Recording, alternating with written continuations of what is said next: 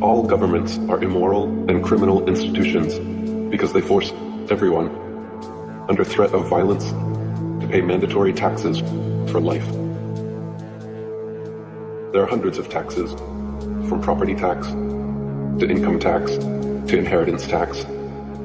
You must pay them all, or else the government will use the power and force of its machinery to seize your bank account, arrest you, and put you in jail. How is that any different than the mafia?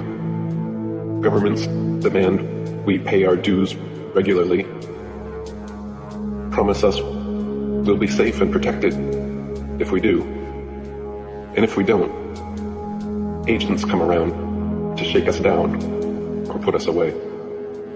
If taxes were voluntary, then governments wouldn't automatically be immoral or criminal, because they would be completely funded by donation only.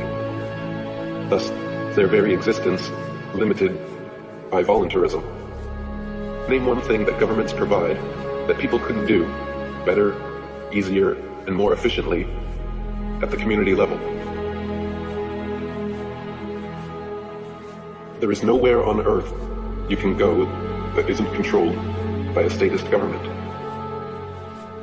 Every piece of land has been divided up and claimed by 196 nations, all of which are controlled by some form of forced governance.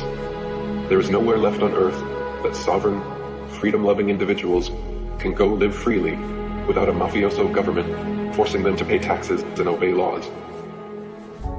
All current forms of government initiate and mandate violence and slavery upon their populations.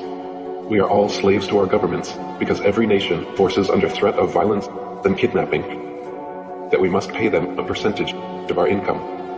So if the definition of slavery is forcefully taking 100% of someone's income, what is it called when governments forcefully take 60% of someone's income? Is that not slavery?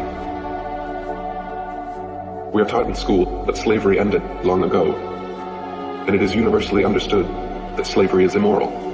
But if governments still are forcibly taking even 1% of their population's income, that is still slavery, and even 1% slavery is immoral. The very definition of the word government is mind control, and the vast majority of people worldwide are absolutely mind controlled by their governments, medias, and education systems to believe that their statist government is a moral and altruistic institution that exists for the benefit of the people. The reality is, of course, the opposite. The reality is that all nations are like open-air slave plantations, allowing their servant populations to choose their occupation, giving the illusion of freedom, then swooping in on payday to steal the fruits of your labor. This is why all governments are criminal and immoral, and why the only system of just governance is anarchism or voluntarism. There is no political solution to the problem of government. Voting for a new ceremonial figurehead every 4 years has never, will never, and could never create any significant, lasting positive change, because governments cannot be improved or made moral from within. None of them respect the right of the individual to opt out of being governed. All governments around the world initiate the use of violence in the form of police and coercion in the form of taxes, and this is absolutely immoral and unacceptable. Consensual sex is moral because it is voluntary, whereas rape is immoral because it's forced. Similarly, things like charity donations and the free market are moral because they are voluntary, whereas theft and taxation are immoral because they are forced. The root problem festering within all governments around the world is not the rife internal corruption or criminality. Those are merely symptoms and side effects of statism. The paramount problem with government is that its mandates are mandatory. Its compulsions are compulsory.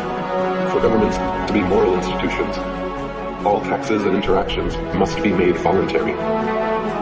If governments are honestly in existence for our benefit, then they must be voluntary and never initiate the use of violence against their populations.